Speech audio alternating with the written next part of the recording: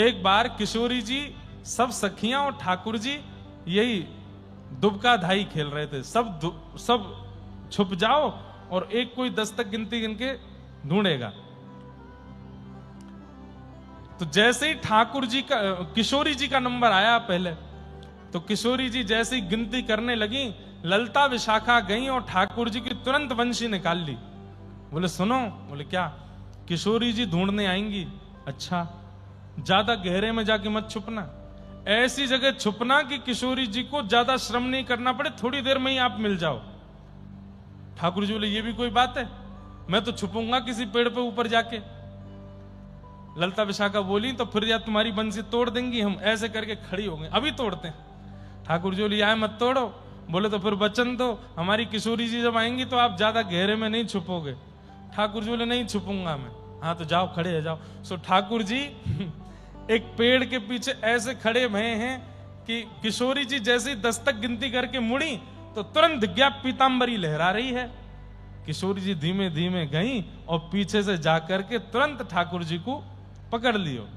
पकड़ लिए सब सखियां प्रकट हो गई। अरे बाबा, अरे किशोरी जी, आप तो बड़ी हमारी माननी हो, आप तो बड़ी हमारी श्रेष्ठा हो, आपको तो ढूंढना ही नहीं पड़ा, नेक में पता चल जाए।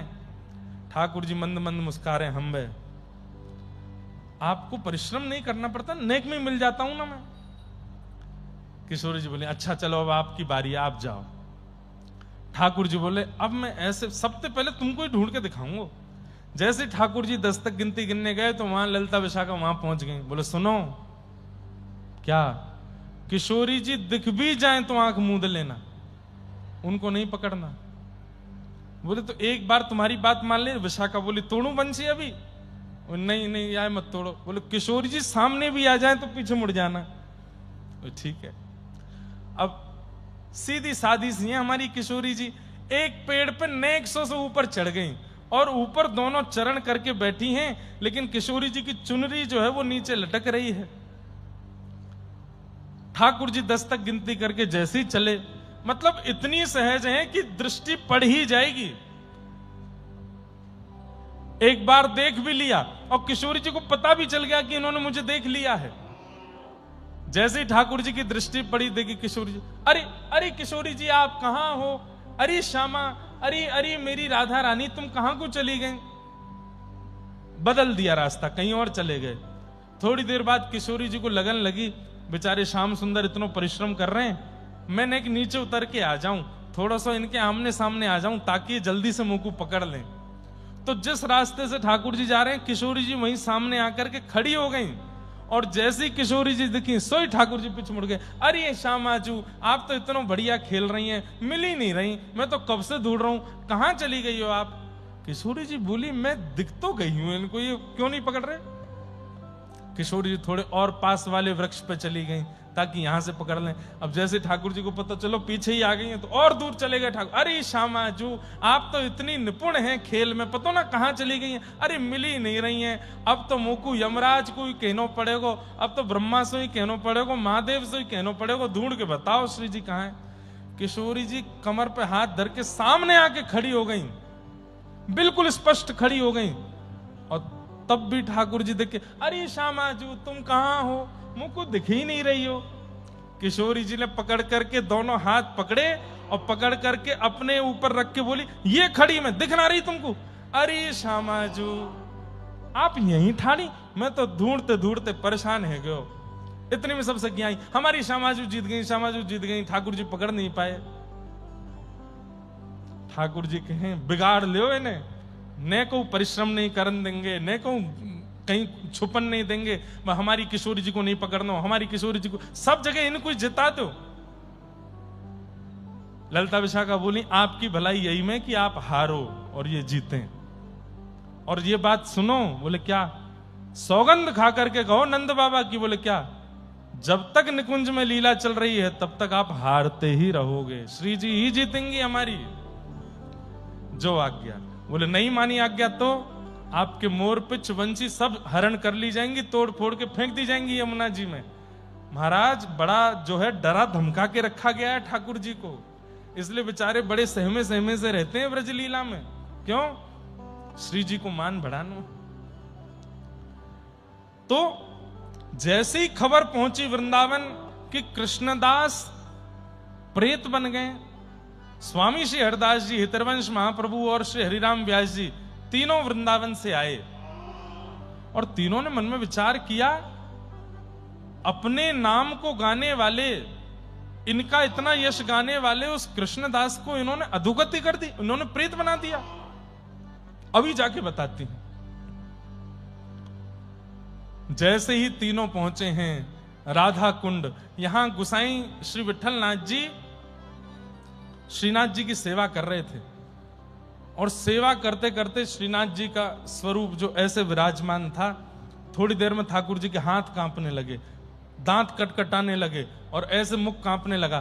तो गुसाई जी बोले, जय जय जय जय, कहा भयो आप इतना घबरा काहे को रहे हो, इतने विचलित काहे को रहे हो, कांप काहे को रहे हो, जाड़ो लग रहा हो, जाड़ो लग, नहीं जाड़ो ना लग रहा हो। तो अरे ललिता विशाखा सबरी अपनी दलबल लेकर के आई हैं गोवर्धन, और या वक्त राधा कुंड पे ठाड़ी हैं और ये सबरी आमेंगी यहाँ मेरी छाती पे चढ़ के गारी देंगी मुंह को तो बहुत डर लग रहा है। गुसाई जी आप दौड़ के जाओ, इनको वहीं रोको। ललिता विशाखा समझ गए ना, स्वामी श्री हरिदास जी, हितरवंश महाप्रभु, ये सब ललिता विशाखा आदि सखियां ही हैं, इनको रोको।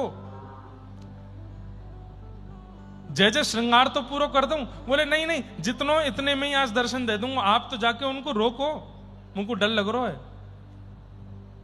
राधा कुंड पर सब बैठे थे और बस थोड़ी देर में ही गिरिराज जतिपुरा की ओर निकलना था, तभी गुसाई श्री विठलनाथ जी आ गए और आकर के सबको वहीं माला पहनाने लगे, वहीं प्रसाद देने लगे। जय हो स्वामी श्री हरिदास जी महाराज, आप पधारे, गोवर्धन, हितरवंश महाप्रभु, हरिराम व्यास, सब लोग आए हैं, बड़ी कृपा।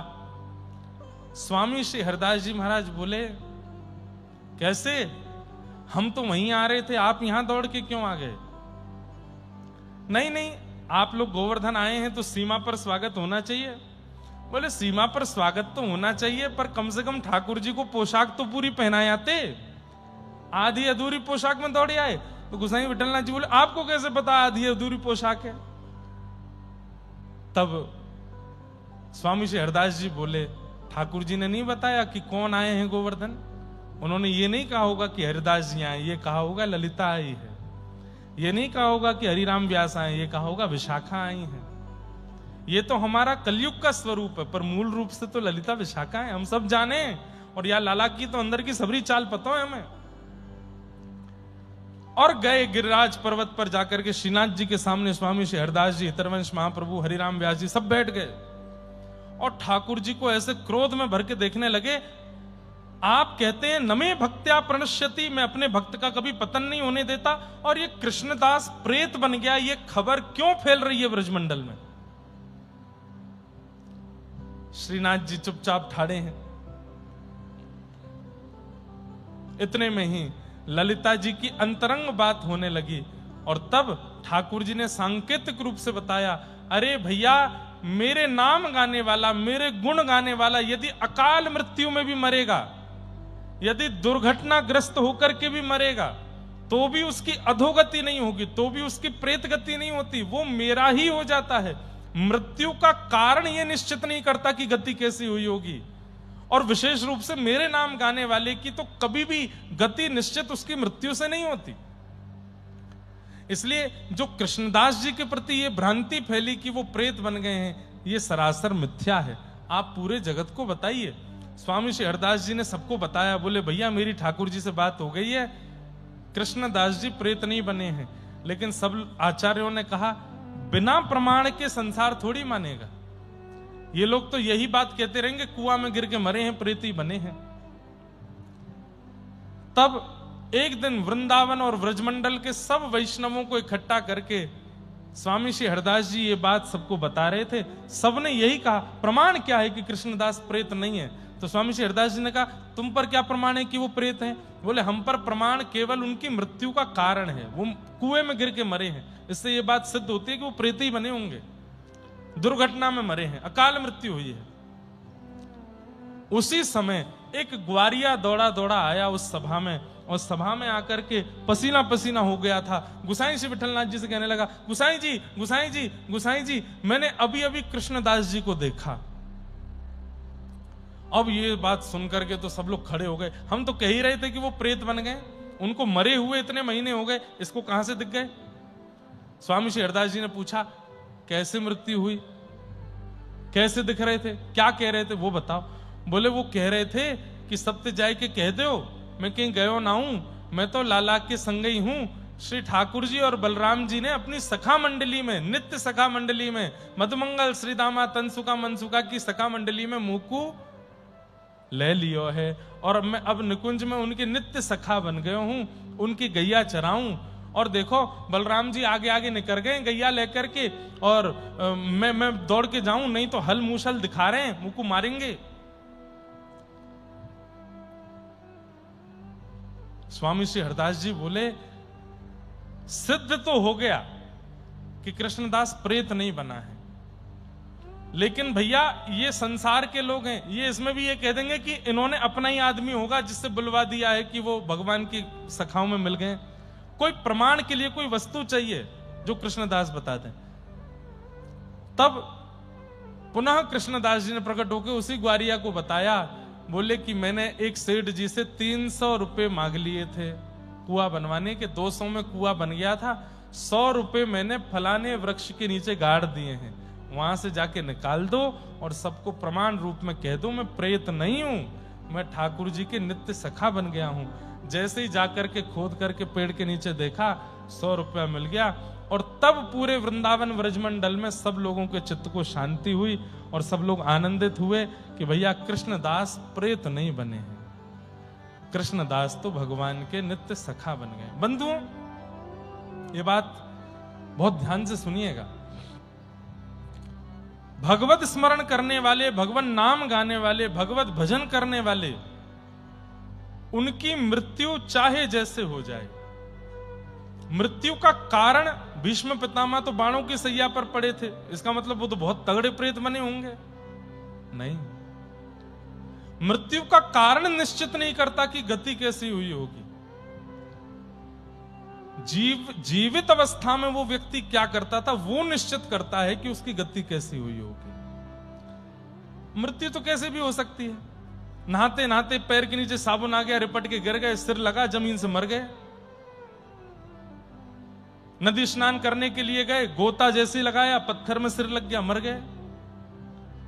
मृत्यु का कारण तो कुछ भी हो सकता है। स्वयं परीक्षित जी महाराज श्रीमद् भागवत के प्रमुख श्रोता, तक्षक सर्प के डंसन से उनकी मृत्यु हुई है। वर्तमान में आप लोगों ने पता नहीं नाम सुना कि नहीं, पर श्री नारायण दास भक्तमाली जी, जिनको पूरी दुनिया मामा जी कह के बुलाती, बक्सर वाले मामा जी, सीता जी को अपनी बहन मानते थे, इसलिए दुनिया उनको मामा जी कहती थी। बक्सर वाले मामा जी, उनकी कथा चल रही थी, ग्वालियर के पास में एक स्थान है वहां पर, और वहां से आप किसी जगह पदरामनी में गए थे, किसी, उस समय पर भी ये हुआ था। सब वैष्णव जगत में मातम तो छा ही गया था, बड़े बड़े संत, बड़े बड़े मंडलेश्वर आदि भी, कौन नहीं था जो मामा जी को नहीं जानता, सब जानते थे, सब प्रणाम करते थे। उस समय भी कहीं कहीं ये चर्चा हो गई थी कि इतने बड़े भक्त, इतने बड़े भगवत भक्त, सिया जी को साक्षात अपनी बहन मानने वाले, पूरा जगत जिनको मामा जी कहता था, आज तक उनके द्वारा सिया राम विवाह महोत्सव होता बक्सर में, आज भी होता। मैं एक बार कथा कर चुका, इस वर्ष भी कथा है वहां पर बक्सर में, मामा जी के स्थान पर। उनकी ऐसी मृत्यु कैसे हो सकती है? इतना राम नाम गाने वाले, इतना कृष्ण नाम गाने वाले, जैसे भक्तमाल जी के ग्रंथ में एक एक भक्त के चरित्र हैं, ऐसे ही प्रत्येक भक्त के चरित्र को गाया है पूज्य मामा जी ने, और इतना सुंदर गाया है कि उसका कोई बखान नहीं कर सकता। उनकी ऐसी मृत्यु कैसे हो गई, ये प्रश्न उस समय भी उठा था। तब उनके निज परिकर ने एक चर्चा सुनाई। क्या चर्चा थी? बोले कुछ साल पहले एक बहुत बड़े ज्योतिषाचार्य और भविष्य कथन कर्ता मिले थे मामा जी को, और उन्होंने मामा जी को देख करके कहा, मामा जी तो भक्त लोग ज्यादा पूछते नहीं है कि मेरा भविष्य क्या होगा, मेरा जीवन कैसा चलेगा, धन कैसे आएगा, ये सब प्रश्न भक्त लोग नहीं करते। पर कोई भविष्य कथा करता मिल गए तो मामा जी ने यही पूछा, सिया राम जी या जन्म में दर्शन देंगे कि नहीं देंगे? तो भविष्य कथन करता ने बोला, ये तो मेरी सामर्थ्य से बाहर की बात है, ये तो मैं नहीं बता सकता। मैं जो बता सकता हूं आपकी आज्ञा हो वो बता दूं। बोले अच्छा भैया तू अपना काम कर ले, बता दे, कहा बतावे को। तो उसने सब बताया, ऐसा होगा ऐसा ऐसा। फिर उसने थोड़ा सा स्तब्ध होकर के फिर मामा जी से कहा, मामा जी आप मार्ग जो चुनते हैं ना, एक नगर से दूसरे नगर कथा करने के लिए जाते हैं, तो रोड मार्ग का प्रयास कीजिए, थोड़ा कम कीजिए, क्योंकि थोड़े आपके वो ग्रह बिगड़े हुए हैं, आपको ज्यादा सफर के लिए हम अनुमति नहीं देंगे। मामा जी बोले, कथा हमारा जीवन है, कथा तो हमें करनी है, दुनिया भर में जहां बुलाएंगे वहां कथा करने हम जाएंगे, हवाई जहाज से जाएं, ट्रेन से जाएं, गाड़ी से जाएं, जाना तो पड़ेगा, कथा कैसे छोड़ देंगे। तो उन्होंने कहा, बोले एक काम कीजिए, फिर एक थोड़ा सा उपाय है, वो उपाय करवा लीजिए, उससे थोड़ा सा ये संभल जाएगी, क्योंकि थोड़ा मार्ग दुर्घटना का संकेत जैसा है। तो मामा जी बोले, भैया जासे सिया राम जी रीजे भय, वो शनि को काई को रिझाएगो, वो राहु को काई को रिझाएगो, वो केतु को काई को रिझाएगो, सबरे ग्रहण ने रिझावे में थोड़ी लगेंगे हम। सिया राम जी हमसे राजी रहे, हमको यही चाहिए। अब चाहे उनको अपने पास बुलाने का बहाना चाहिए, उनको अपने पास बुलाने का बहाना चाहिए। अब चाहे वो हारी दे करके, बीमारी दे करके, हॉस्पिटल पहुंचा करके, ऊपर से गिरा करके, नदी में डुबा करके, पहाड़ से गिर करके, अरे भाई भक्त की मृत्यु नहीं होती, पर भक्त को ठाकुर जी के निकुंज में प्रवेश करने के लिए शरीर तो छोड़ना है, तो शरीर छोड़ने के बहाने तो कोई भी हो सकते हैं। अरे किसी प्रियतम को अपनी प्रियतमा से मिलना है, तो प्रियतमा से मिलने के लिए वो 100 बहाने बना लेता है, और प्रेम में इसमें दोष नहीं है, प्रेम में बहाना बनाना कोई दोष नहीं है। सिया राम जी अगर हमसे प्रेम करते हैं, किसी भक्त से प्रेम करते हैं, विठोबा किसी भक्त से प्रेम करते हैं और चाहते हैं कि वो मेरे पास आवे, तो फिर ठाकुर जी केवल बहाना मात्र निकालते हैं उसके देह के अंत का, और वो बहाना कुछ भी हो सकता है।